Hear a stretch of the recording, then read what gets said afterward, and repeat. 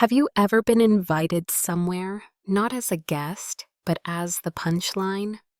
That's what Natalie Quinn realized as she stood in the grand ballroom of Harborview Grand Hotel, adjusting white roses in a crystal vase, while her ex-fiancé and her former best friend reviewed the venue for their wedding.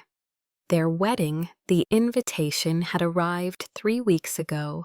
Cream cardstock with gold embossing. Eric and Madison request the honor of your presence. She'd held it under the lamp in her small apartment, watching the light catch the elegant script, and felt the old wound reopen. The breakup had happened 8 months ago, swift and clean as a scalpel. Eric Hale, the lawyer she'd supported through law school, had ended things the week after his mother decided Natalie wasn't suitable. Wrong background, no connections, too ordinary. A month later, he was engaged to Madison Cole, her best friend. Now Natalie stood in afternoon sunlight that slanted through floor-to-ceiling windows, making everything golden and false. This was her job. Floral design for events, and she was good at it. She'd made beauty for other people's joy for years. That had to count for something. "Natalie, you actually came," Madison's voice cut through the quiet like breaking glass. She swept into the ballroom, her rehearsal dress a waterfall of champagne silk, Eric trailing behind in his tailored suit. Madison's smile was wide and razor-sharp. "I told Eric you'd be too proud, but here you are. So brave." Natalie straightened, wiping her hands on her work apron.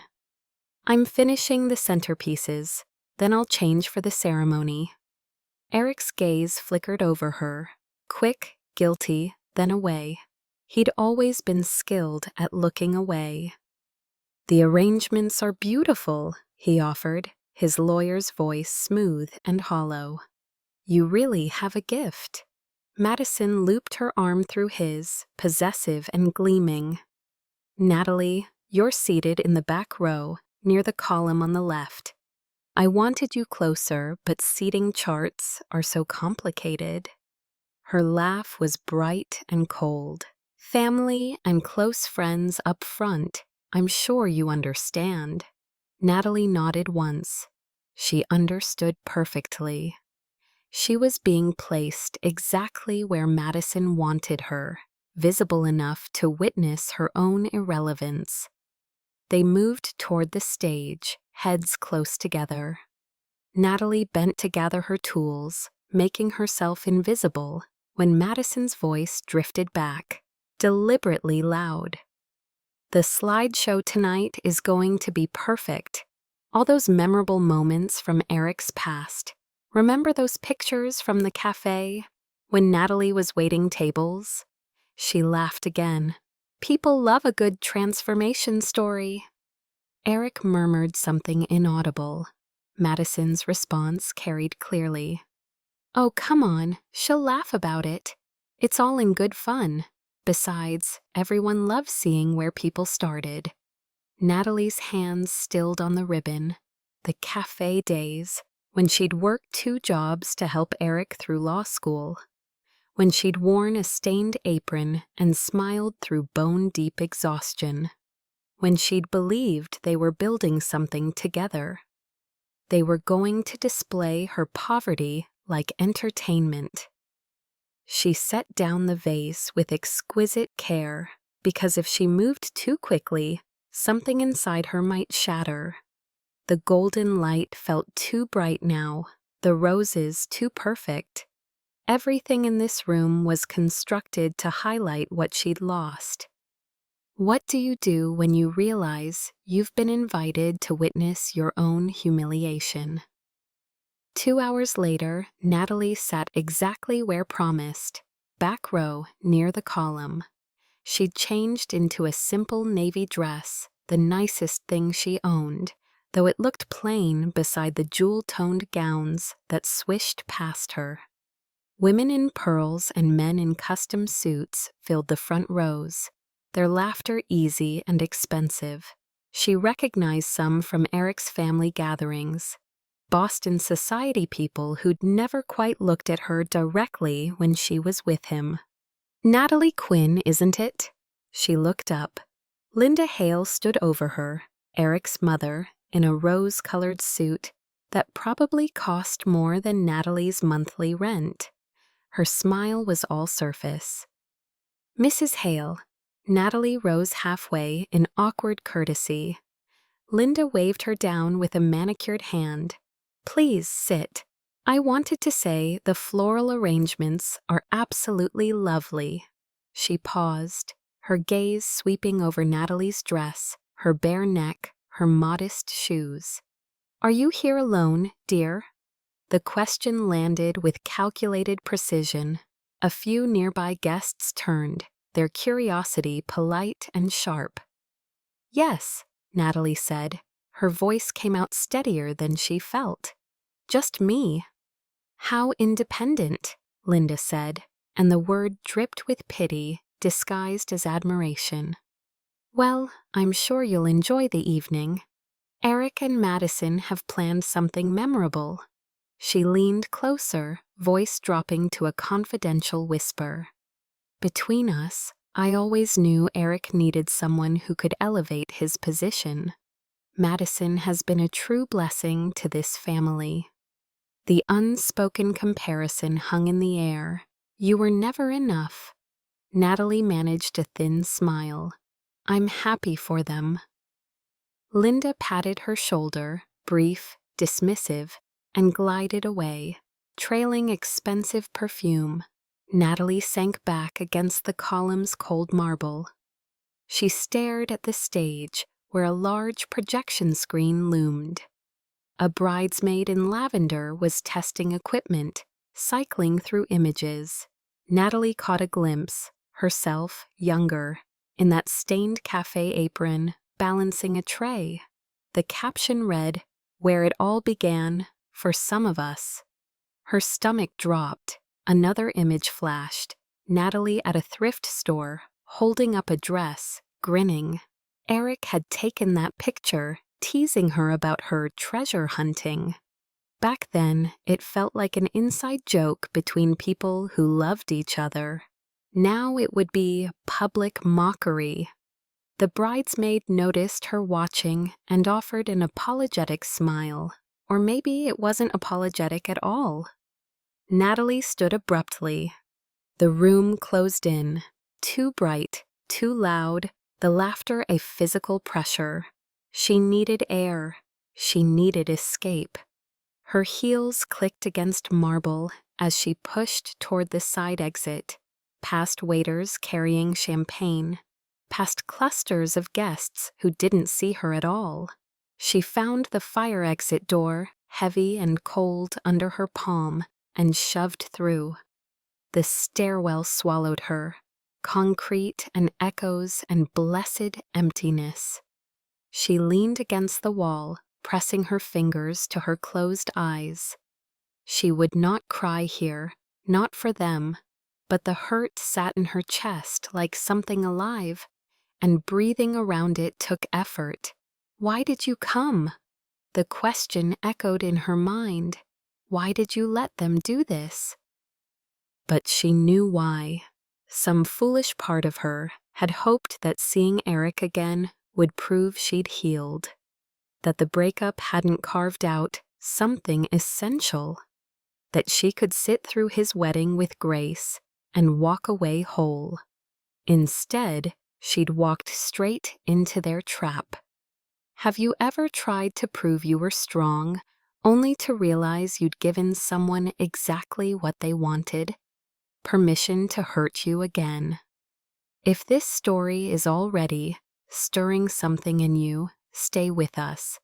And if you'd like more stories about finding your strength in the darkest moments, subscribe so you don't miss what happens next. Natalie pushed through the fire exit at the bottom of the stairwell and stumbled into harsh daylight. She'd emerged behind the hotel, the loading dock area where deliveries arrived. Concrete, dumpsters, the smell of exhaust and sun-baked asphalt. 3 black SUVs sat near the service entrance, windows tinted dark. Men in suits stood nearby, and something about their stillness made her step slow. These weren't hotel staff. She'd taken 2 steps toward the side alley when her heel caught on uneven pavement. She pitched forward, catching herself on a metal railing, her breath hitching in a sound between a sob and embarrassed laughter. "Careful." The voice came from her left, low, calm, with a faint Irish lilt that softened the edges. She turned. A man stood near the closest SUV, phone in hand, his posture relaxed, but his attention laser-focused.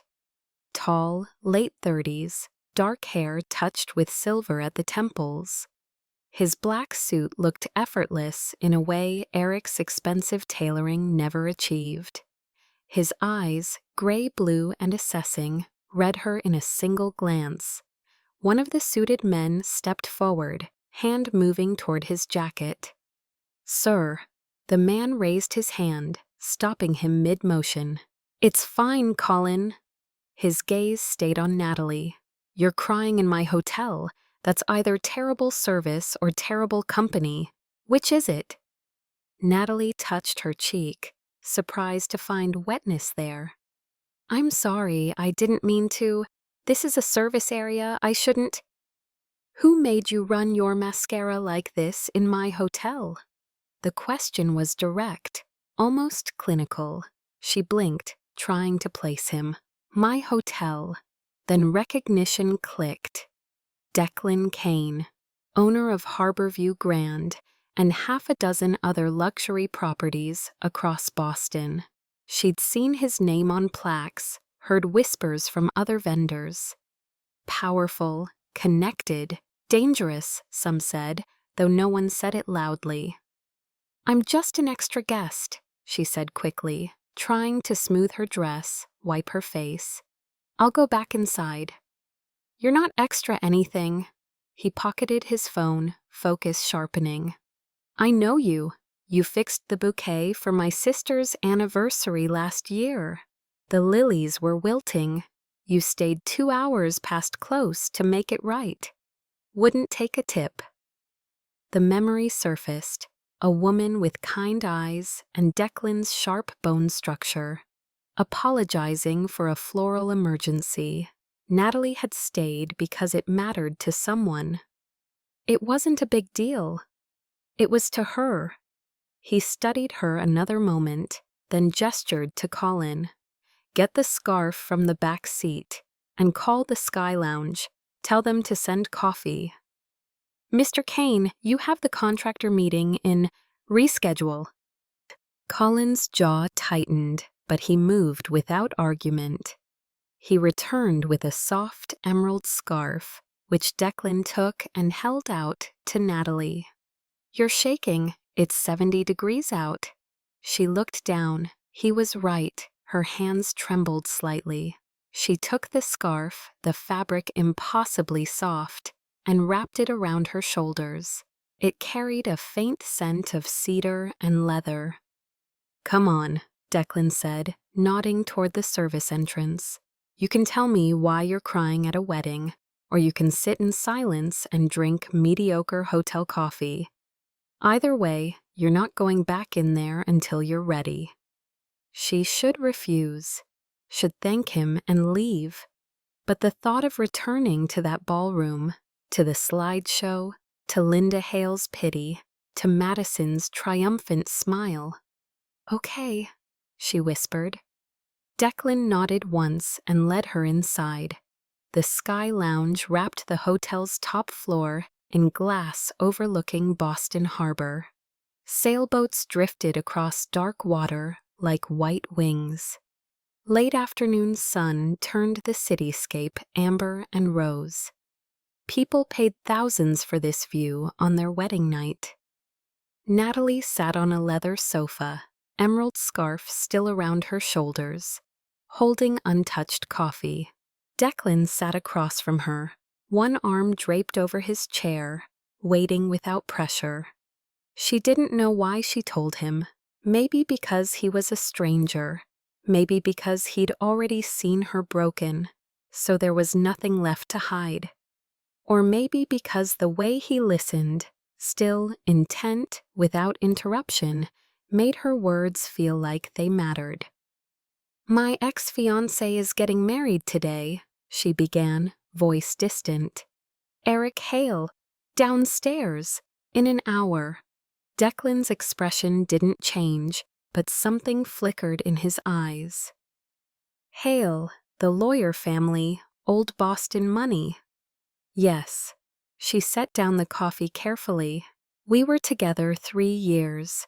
I helped him through law school, worked 2 jobs so he could focus on the bar exam.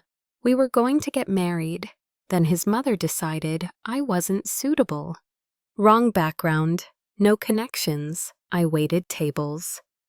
Her smile was thin and bitter. 8 months ago, he ended it. 1 month later, he was engaged to Madison Cole, my best friend. "Efficient timing," Declan observed, tone dry. "They invited me to the wedding, I thought." She stopped, the words catching.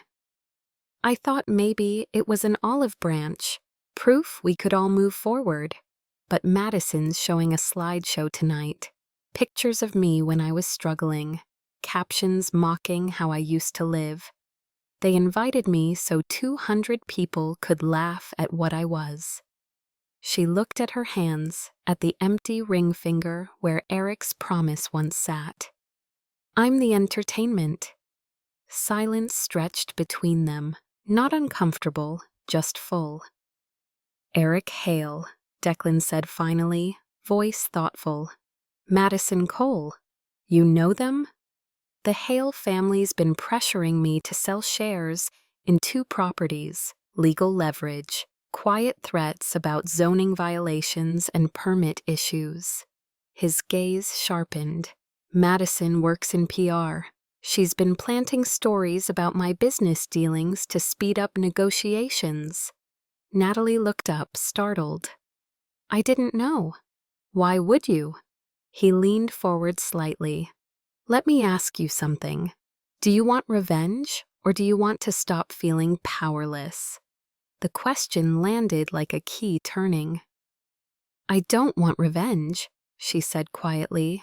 "I just want them to stop making me feel invisible." Declan nodded as if she'd passed a test. "This hotel has a chapel on the 5th floor. We use it for private VIP ceremonies.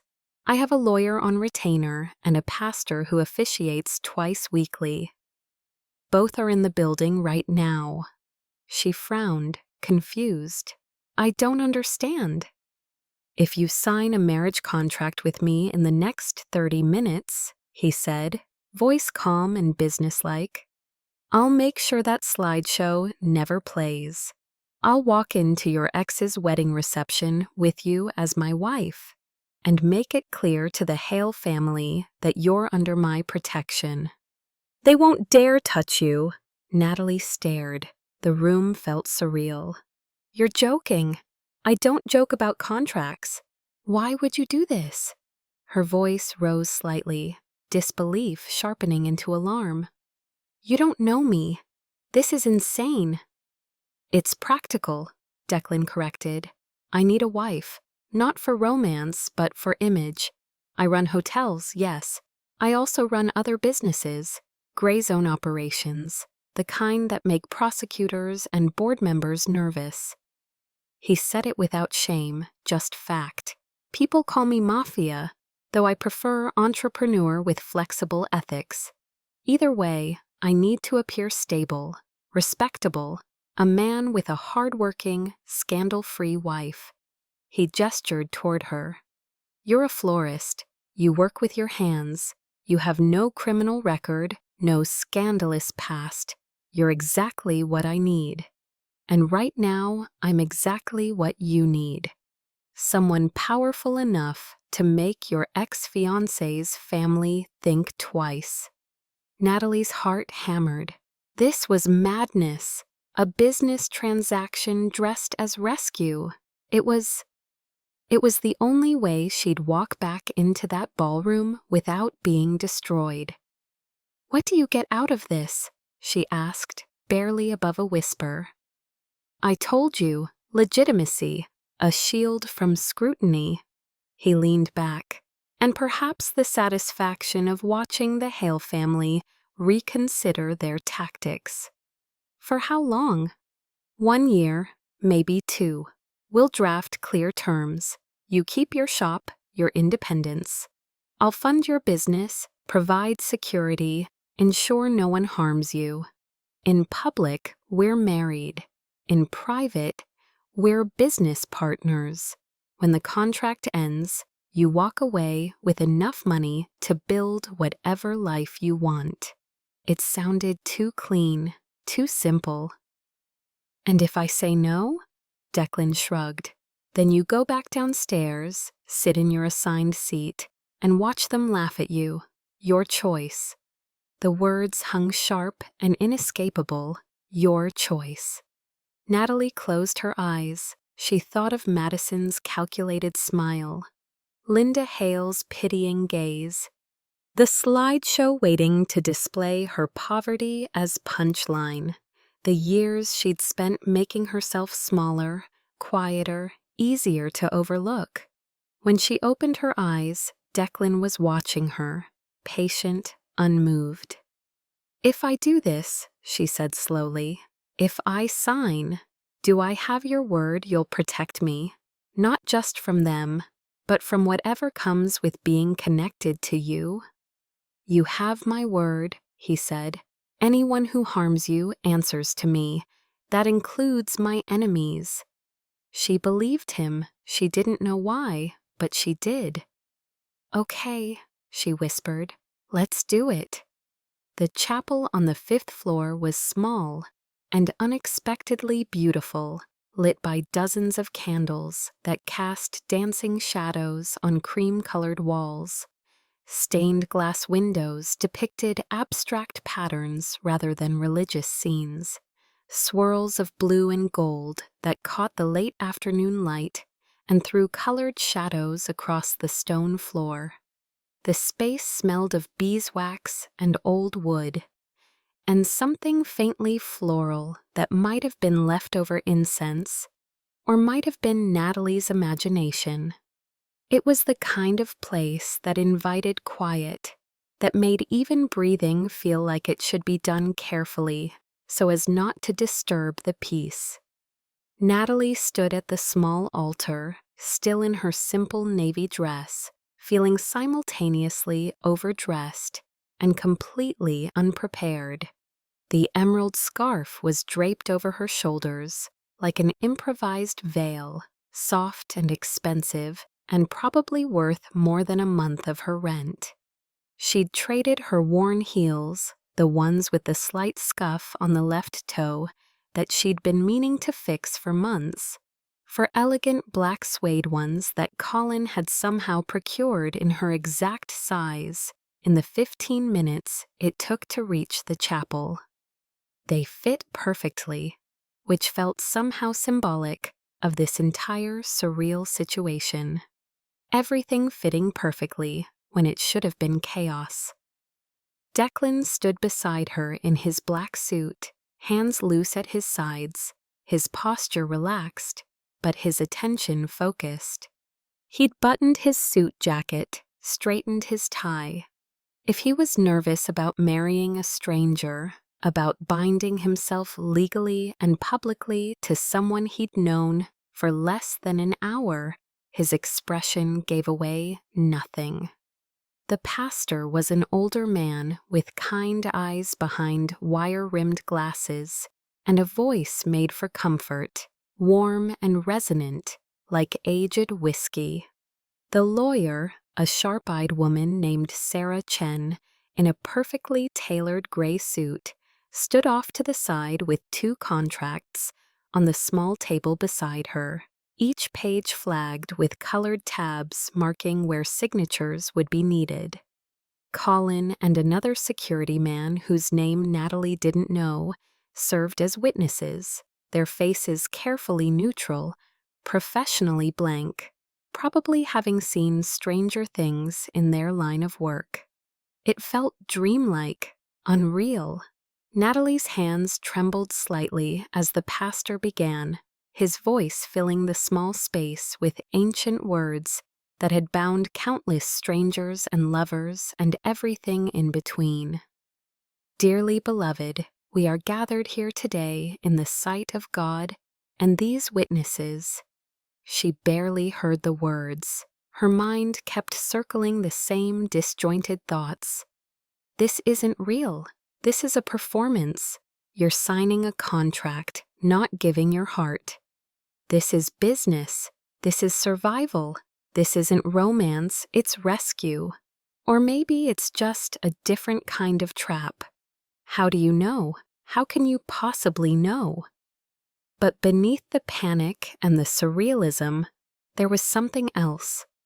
A small, hard seed of defiant hope. The sense that for the first time in 8 months, maybe for the first time in her entire relationship with Eric, she was choosing something for herself instead of adapting herself to fit someone else's vision of who she should be. The pastor's voice cut through her spiraling thoughts. Do you, Natalie Quinn, take this man to be your lawfully wedded husband, to have and to hold from this day forward, for better or worse, for richer or poorer, in sickness and in health, until death or the terms of your legal agreement do you part? The modification to the traditional vows should have been jarring, should have highlighted the transactional nature of what they were doing. Instead, it felt honest, real in a way the original words might not have been.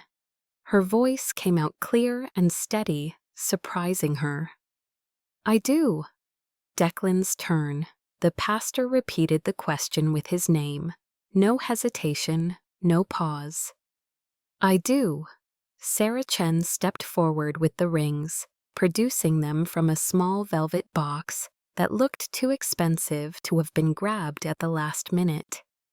The bands were simple and elegant, white gold or platinum, impossible to tell in the candlelight, with a subtle design etched around the circumference. Either Declan had been planning this possibility for longer than he'd admitted, or he kept wedding rings on hand for emergencies. Natalie wasn't sure which option was stranger. Declan took her hand, the first time he'd touched her beyond that brief forehead kiss that felt like it had happened in another lifetime, and slid the ring onto her finger. His hands were warm, steady, sure. The ring fit perfectly, the weight of it strange and solid and somehow grounding. Real in a way nothing else about this day had felt. She took his ring, her hands shaking slightly now, and slid it onto his finger. It felt momentous somehow, this small gesture, binding in a way that went beyond paperwork and contracts and legal obligations. By the power vested in me by the Commonwealth of Massachusetts, the pastor said, his voice taking on a formal cadence. I now pronounce you husband and wife. You may kiss the bride. Declan's gaze met hers, and there was a question in his storm cloud eyes, a request for permission. Proof that even in this strange, transactional arrangement, he understood the importance of consent. She nodded, just barely, the smallest movement. He leaned in and kissed her forehead, brief, almost reverent, nothing like the passionate embraces of movie weddings or romance novels. It was chaste and careful, and somehow more intimate than anything else that had happened. When he pulled back, he murmured low enough that only she could hear, his breath warm against her skin.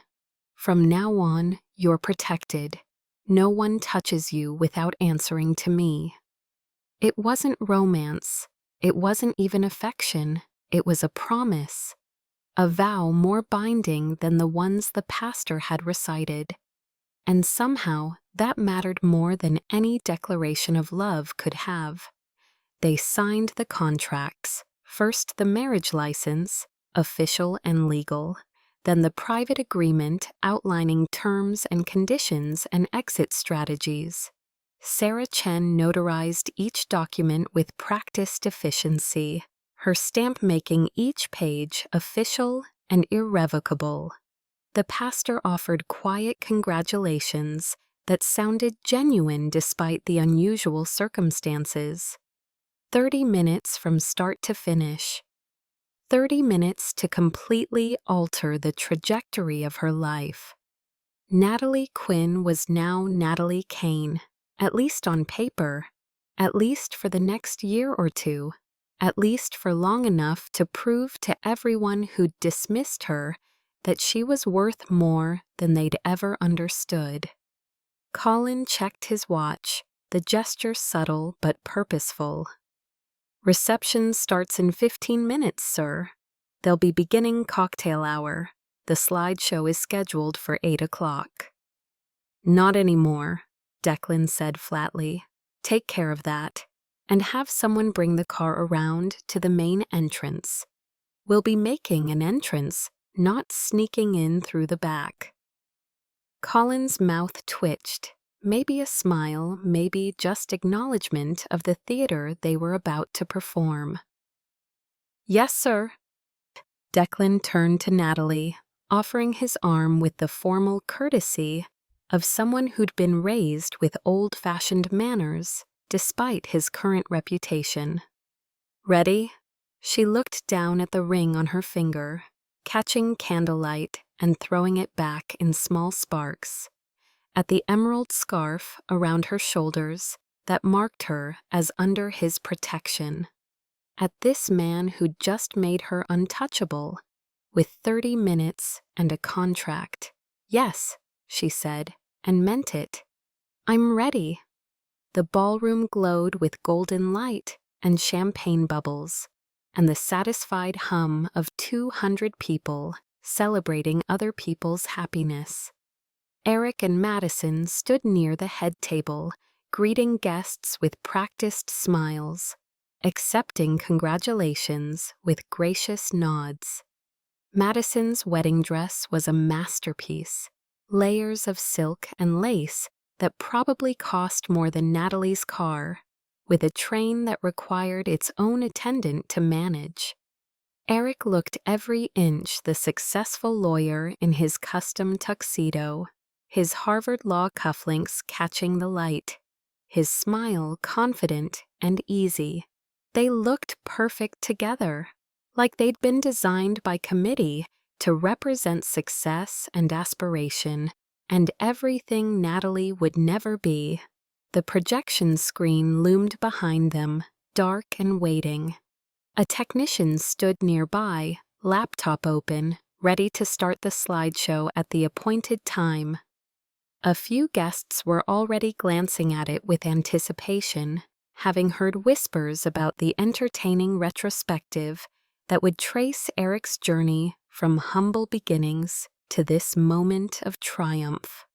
Natalie's seat by the column remained conspicuously empty, her absence noted by some, ignored by most. Reception music swelled, a string quartet playing something bright and forgettable, the kind of classical melody that filled space without demanding attention. Waiters circulated with champagne flutes and canapes. Conversations rose and fell in waves of polite laughter. Then, abruptly, the projection screen went dark. Not the planned darkness of waiting, but the flat black of a system shut down entirely. A faint mechanical whine as the projector powered off. The technician frowned at his laptop, typing rapidly, his expression shifting from confusion to concern to barely concealed panic. "Technical difficulties," someone near the screen muttered to their companion. "Always happens with these things. They should have tested it earlier," another voice agreed. The main ballroom doors opened with perfect timing, as if choreographed by someone who understood drama and its requirements. 2 security guards entered first, moving with the kind of precise coordination that made people instinctively step back and make space. They weren't hotel security in their burgundy blazers and polite smiles. These were private security, Colin and his counterpart, dressed in dark suits that screamed both expense and threat, their presence changing the room's atmosphere, from celebration to something more complex. Then Declan Kane walked in, tall and commanding in his immaculate black tuxedo, his presence filling the room like a physical force. He moved with the confidence of someone who owned not just this building, but understood exactly how much power he held and wasn't afraid to use it. And on his arm, Natalie. She walked beside him, head high, shoulders back, every inch of her body language transformed from the crumpled, crying woman in the loading dock. Her simple navy dress suddenly looked deliberate rather than plain. Classic, elegant, the kind of understated style that didn't need elaborate decoration.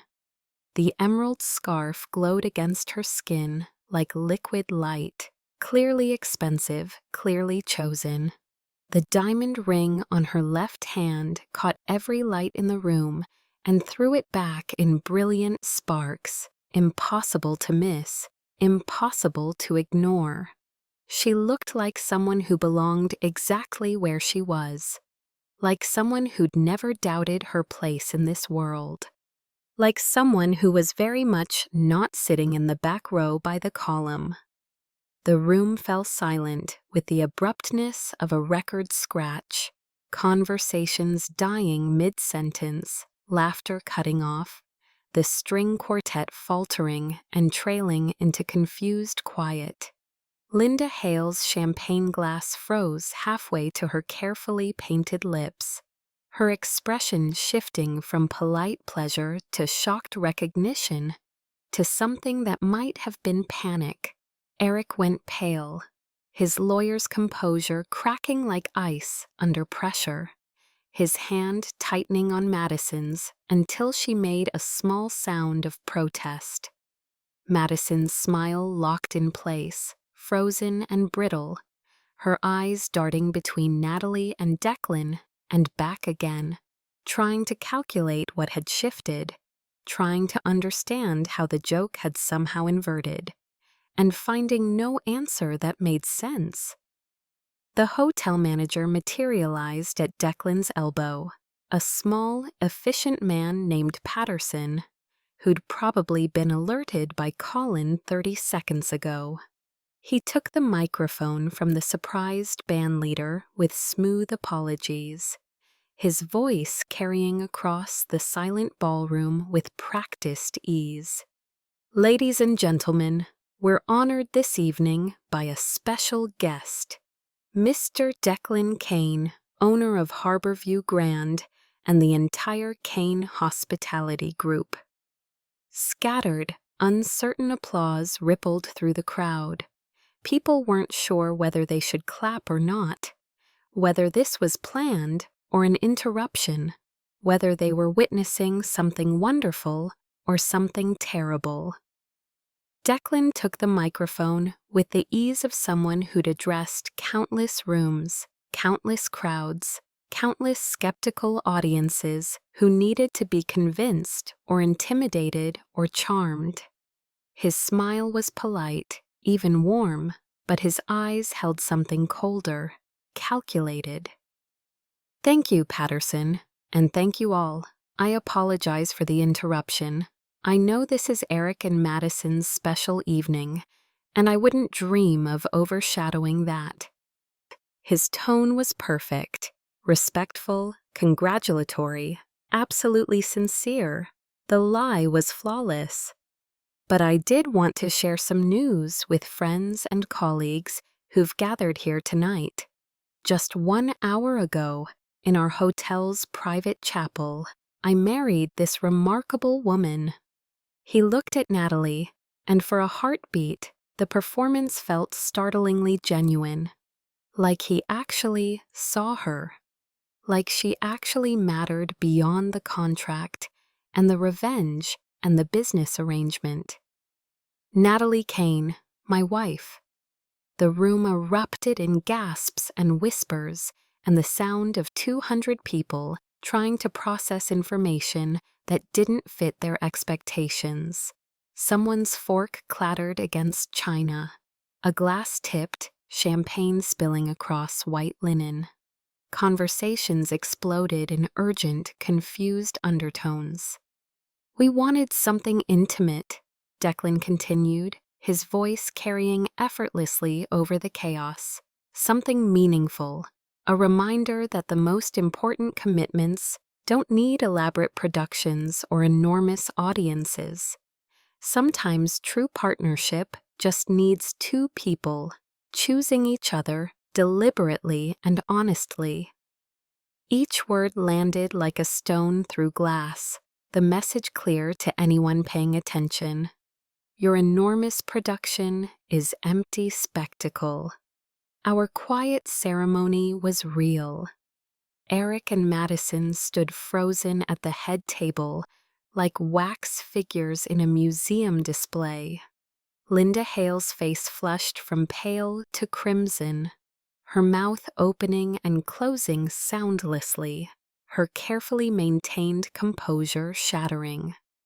Around the room, guests leaned toward each other, whispering urgently, recalculating everything they thought they knew about the quiet florist who'd served coffee and arranged their centerpieces. "That's Natalie Quinn?" Someone whispered loudly enough to be heard. "She married Declan Kane? When did? I didn't even know she knew him," another voice murmured. "She must have been planning this the whole time," a third voice concluded, with a mixture of admiration and suspicion. Declan handed back the microphone to Patterson with a polite nod. He guided Natalie toward a table near the front, not the head table where Eric and Madison sat in frozen horror, but close enough to make the point crystal clear, close enough to be impossible to ignore. Colin materialized with champagne in crystal flutes, the kind they served at the best tables.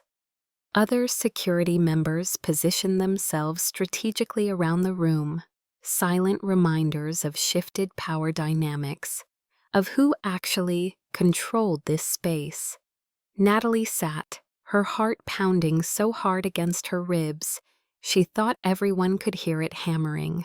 Declan settled beside her, his posture relaxed, like he'd simply arrived at another business function, his hand resting lightly on the back of her chair, protective, possessive, unmistakably claiming. "Breathe," he murmured, his voice low and steady. "You're doing perfectly." She exhaled slowly, deliberately, trying to calm her racing pulse. Across the room, Madison was whispering furiously to Eric, her face tight with barely controlled fury. Eric looked between Natalie and his new wife and back again, his expression a complicated tangle of shock and guilt and something that might have been regret. Linda Hale dabbed at her forehead with a linen napkin, her composure in complete shambles, her careful social armor cracked wide open. The projection screen stayed dark, the humiliating photos locked away, erased, irrelevant, the joke that would never land, the punchline that would never be delivered. Natalie had walked into this ballroom 2 hours ago, expecting to be destroyed, to be made small, to be reminded of everything she lacked. Instead, she'd become untouchable. Natalie excused herself 20 minutes later, needing air, needing space to process what had happened. The hallway outside the ballroom was quieter, lined with tall windows overlooking the harbor. She stood there, palm against cool glass, watching city lights blur and sharpen. "Natalie!" She turned. Madison stood several feet away, champagne silk rustling, expression caught between fury and disbelief. "That was quite a performance," Madison said, voice tight. "Seducing a hotel owner to get revenge. I didn't think you had it in you." Natalie felt something shift inside, a small, hard clarity settling into place. "I didn't seduce anyone, but I did stop letting people use me as entertainment." "You're pathetic." Madison stepped closer, voice dropping to venom. "You think marrying some criminal makes you powerful? He'll get bored within a month. You'll be right back where you started, serving coffee and begging for scraps." "Madison." Eric appeared from the ballroom entrance, face flushed, tie loosened. He looked between them, then settled on Natalie, expression tangled with guilt and anger. "This is too far, Nat. I know you're upset, but using Declan Kane for revenge? That's dangerous. He's not a good man." "And you are?" The words came out sharper than intended, but Natalie didn't take them back. Eric flinched. "I tried to spare your feelings. I ended things cleanly. We could have stayed friends." "You invited me to your wedding so Madison could show pictures of me scrubbing tables," Natalie said, voice steady now, each word precise. "You let your mother treat me like dirt. You stood by while your fiancé planned to humiliate me in front of 200 people. That's not clean, Eric. That's deliberate cruelty." "It was just a few photos," Madison snapped. "Stop being so dramatic." "It was the most personal attack you could design." Natalie looked at her former best friend, this woman she'd once trusted with secrets and tears, and felt something close to pity. "You needed me to look broken so you could feel whole. That's not winning, Madison. That's sad." Footsteps behind her, steady, unhurried. Declan appeared from the ballroom, Colin at his shoulder. He assessed the scene in a glance. Madison's fury, Eric's discomfort, Natalie's calm. He moved to Natalie's side, presence altering the hallway's geometry, making Eric and Madison suddenly seem smaller. "Problem?" Declan asked mildly. "No problem," Madison said quickly, edge gone from her voice. "We were just congratulating Natalie on her marriage." "Were you?" Not a question. Declan's gaze flicked to Eric, cold and assessing. "I hear the Hale family's been having difficulties with property acquisitions, permits delayed, inspections raising concerns. Unfortunate timing." Eric paled. "That has nothing to do with— It has everything to do with respect," Declan said, voice soft and lethal. "From this moment forward, any rumors about my wife, any whispers, any convenient photographs, any jokes at her expense, will be addressed by my legal team, or if necessary, through other channels. Are we clear?" The threat hung unspoken but unmistakable. Several wedding guests had drifted into the hallway, drawn by tension. They watched with avid curiosity, witnessing a shift in social order, the kind of moment that would echo in whispers for months. Eric swallowed hard. "We're clear." "Good."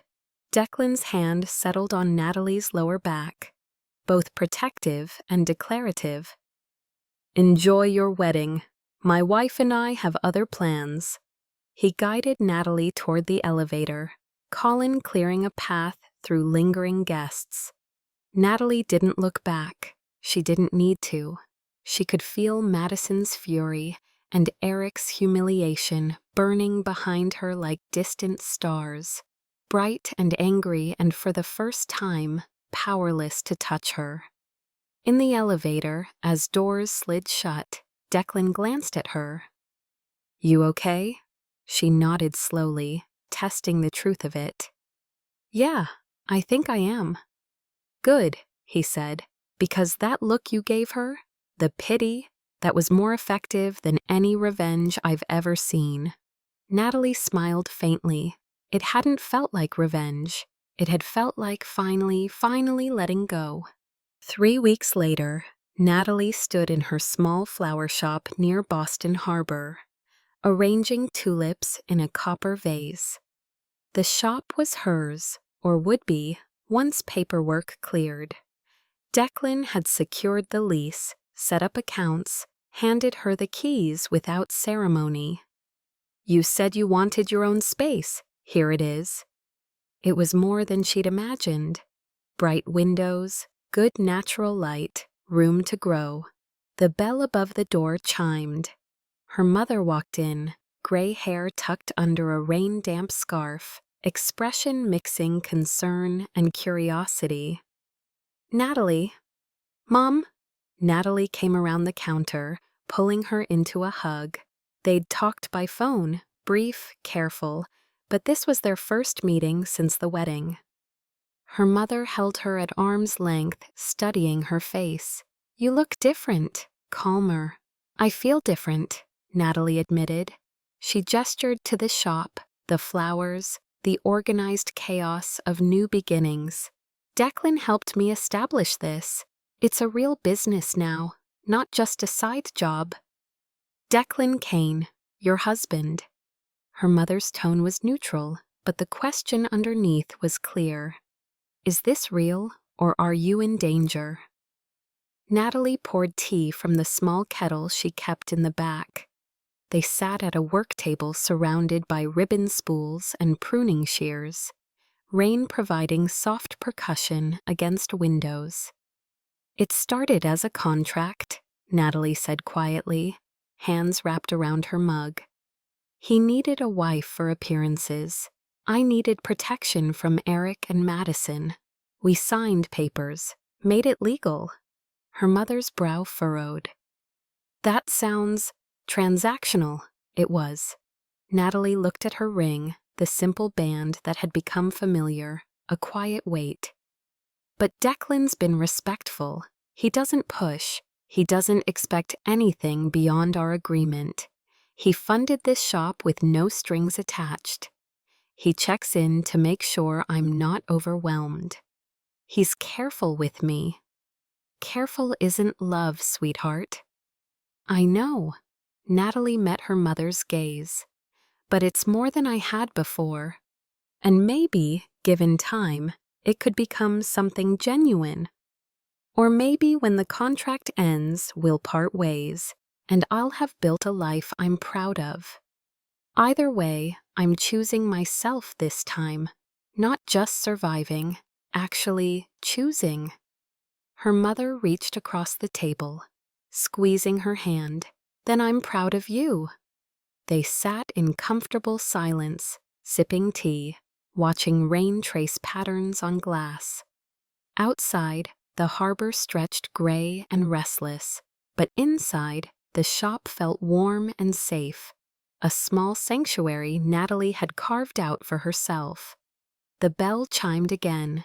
Declan stepped in, shaking rain from his coat, hair damp. He paused when he saw Natalie's mother, posture shifting, less commanding, more cautious. "I'm sorry, I didn't mean to interrupt." "You're not," Natalie's mother said, standing. She walked over to him, this man who'd upended her daughter's life, and looked him up and down with pure maternal assessment. "You must be Declan." "I am." He held her gaze, eyes, steady and respectful. "Mrs. Quinn, are you treating my daughter well?" I'm trying to, he said simply. She deserves that. Her mother nodded once, tentative approval. See that you do. She kissed Natalie's cheek and left, bell chiming her departure.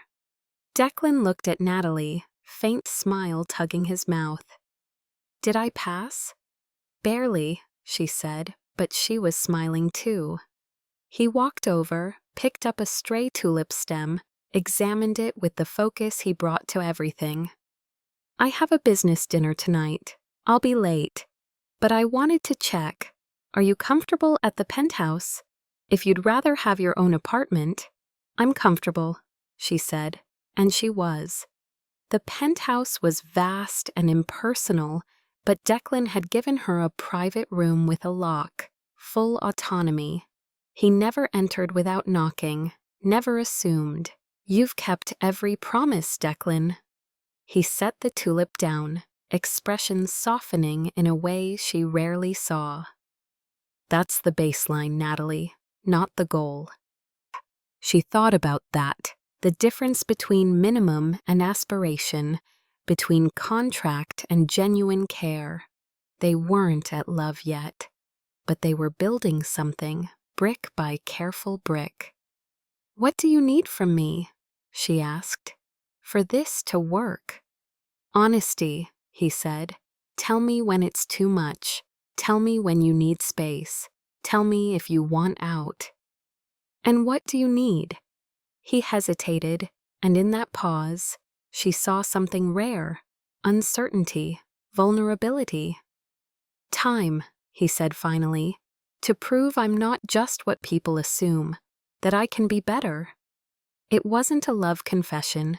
It wasn't even romance, but it was real. Okay, she said. Time. 4 months later, the hotel rooftop had become Natalie's refuge, open to sky, high above the city's noise, where the air tasted of salt and possibility. She stood at the edge, hands wrapped around tea, watching harbor lights blink awake in deepening twilight. The flower shop was thriving. She'd hired an assistant, started teaching weekend workshops, built something entirely hers. And Declan had become something unexpected, not a contract, not a performance, but a steady presence, protective. And lately, when he smiled at her across the breakfast table, or asked about her day with genuine interest, something in her chest responded. Thought I'd find you here. She turned. Declan crossed the rooftop, 2 wine glasses in hand, suit jacket abandoned somewhere below. He looked tired but content, hard edges of his public persona softened in half-light. He offered her a glass. She took it, their fingers brushing. How was the board meeting? She asked. Long, successful. He leaned against the railing beside her, close but not crowding. They approved the new property expansion. The prosecutor dropped the waterfront investigation. They credited your influence, said you've given me legitimacy. She laughed softly. I've done nothing. You've done everything. His voice was quiet, serious. You gave me respectability just by standing beside me. You never asked questions that would put you at risk. You built your business without using my name. You've been a true partner. Wind lifted her hair. She tucked it back, considering. The contract ends in 8 months. I know. I've been thinking about that. Declan turned to face her fully, expression carefully neutral, but she saw tension in his shoulders, the way his hand tightened on his glass. And? Natalie set her wine on the railing. She looked at him, really looked, at this man who'd offered protection when she had nothing, who'd kept every promise, who'd given her space to heal and time to grow. What happens if I want to stay? She asked. Not because of the contract, not for the shop or the security, just because I want to. something shifted in his face. Surprise, hope, a flash of vulnerability, so brief she might have imagined it. "Then you stay," he said simply, "and we figure out what comes next together." "I don't love you yet," she said, needing him to understand. "I'm not there. I don't know if I will be." "I know."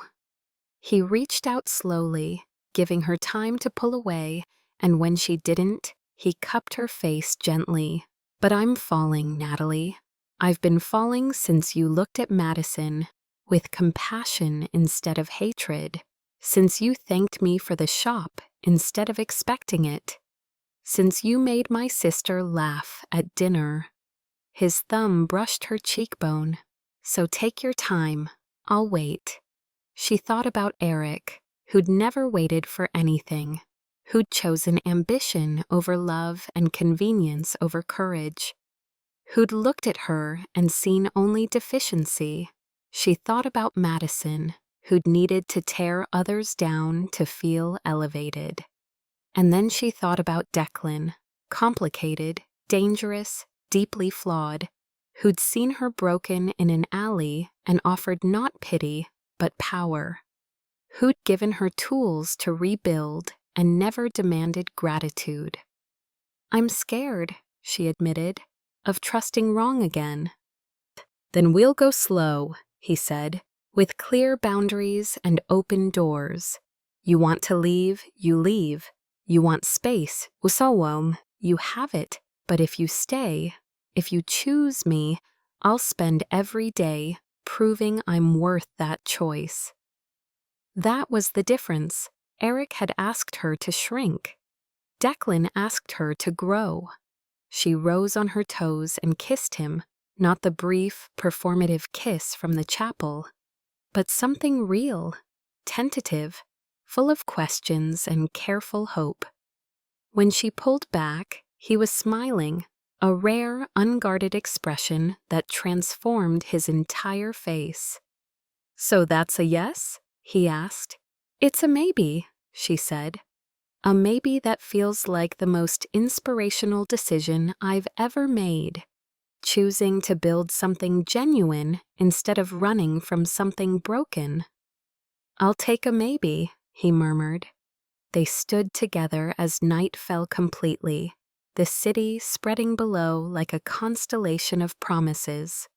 Somewhere down there, Eric and Madison were living their perfectly curated life, never understanding what they'd lost. Somewhere, Linda Hale was still calculating social hierarchies that no longer mattered. And up here, in the space between contract and commitment, Natalie was learning that love wasn't about grand gestures or perfect timing. It was about two people choosing, again and again, to show up for each other, flawed and afraid, and trying anyway. Declan's hand found hers, fingers lacing together. "You know what was most motivational for me?" he asked. "What?" "Asking you to marry me in that glass room. I thought I was offering you protection. Turns out you were offering me redemption." She squeezed his hand. "We're offering each other a second chance. Even better." Below them, the harbor stretched dark and endless. But above, stars emerged one by one, patient and constant. Wind carried the scent of salt and possibility.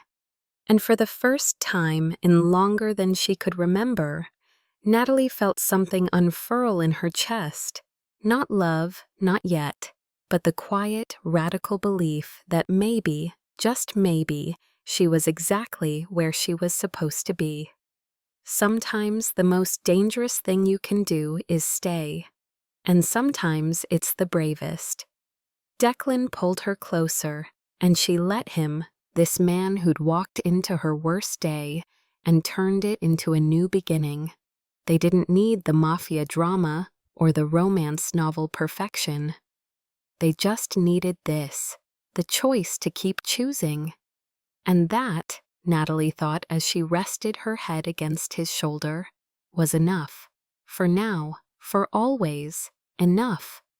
If this story reminded you that it's never too late to choose yourself, to set boundaries with people who diminish you, or to build something beautiful from broken pieces, share it with someone who needs to hear it tonight. And if you'd like more stories of quiet strength, earned love, and second chances, subscribe so we can keep telling them together, because everyone deserves to know their worth. Until next time, may you always have the courage to choose yourself first. Good night.